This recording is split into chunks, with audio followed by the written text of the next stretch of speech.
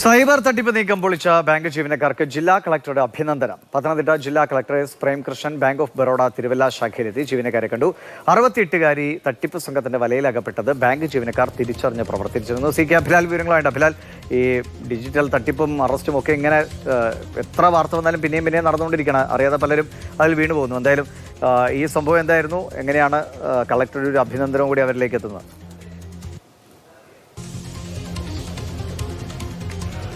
ചൊവ്വാഴ്ചയാണ് ഈ സംഭവം ഉണ്ടാകുന്നത്. അതായത് 68കാരി മഞ്ഞാടി സ്വദേശിനിയായിട്ടുള്ള ആളാണ്. വിദേശത്ത് മുൻപ് ജോലി ചെയ്യുകയും പിന്നീട് വിരമിച്ച ശേഷം നാട്ടിലെത്തി താമസിക്കുകയുമായിരുന്നു. ഇവരാണ് സൈബർ സംഘത്തിൻ്റെ വലയിൽ അകപ്പെട്ട് അങ്ങനെ അവരുടെ ഭീഷണിക്ക് വഴങ്ങി 21 ലക്ഷം രൂപ അവരുടെ അക്കൗണ്ടിലുണ്ടെന്ന് മനസ്സിലാക്കുകയും അങ്ങനെ ആ തുക അവർക്ക് കൈമാറണം എന്നുള്ള നിർദ്ദേശത്തിൻ്റെ ഭീഷണിയുടെ അടിസ്ഥാനത്തിൽ അവർ ഇവിടേക്ക് എത്തുകയായിരുന്നു. ബാങ്ക് ഓഫ് ബറോഡയുടെ തിരുവല്ല ശാഖയിലേക്ക് എത്തിച്ചേരുകയായിരുന്നു. മക്കൾക്കായി പണം പിൻവലിച്ച് അവരുടെ അക്കൗണ്ടിലേക്ക് നൽകണം എന്നുള്ള താല്പര്യമാണ് അവർ ജീവനക്കാരോട് പറഞ്ഞത്. പക്ഷേ നൽകിയ അക്കൗണ്ട് നമ്പറിൻ്റെ ഉടമയെ പരിശോധിച്ചപ്പോൾ അത് ഒരു സ്വകാര്യ സ്ഥാപനമാണ്, പ്രത്യേകിച്ചും നോർത്ത് ഇന്ത്യ കേന്ദ്രീകരിച്ചൊരു സ്ഥാപനമാണ് എന്ന് ജീവനക്കാരനായ വിനോദ് ചന്ദ്രന് മനസ്സിലാവുകയാണ് ഉണ്ടായത്. ഒപ്പം തന്നെ എത്തിയ വേളയിൽ നിരന്തരം ഫോൺ കോളുകൾ ഈ 68കാരുടെ നമ്പറിലേക്ക് വന്നുകൊണ്ടിരിക്കുന്നു. അവർ അസ്വസ്ഥത പ്രകടിപ്പിക്കുകയൊക്കെ തന്നെ ചെയ്തപ്പോഴാണ് സംശയം ബലപ്പെട്ടത്. അങ്ങനെ അവരോട് നിർബന്ധിച്ച് അവരുടെ മൊബൈൽ ഫോൺ പരിശോധിക്കുന്ന സ്ഥിതി ഉണ്ടായി. അങ്ങനെ വന്ന മെസ്സേജുകൾ, ഇതിനിടയിൽ വന്ന ഒരു വാട്സപ്പ് വീഡിയോ കോളിൽ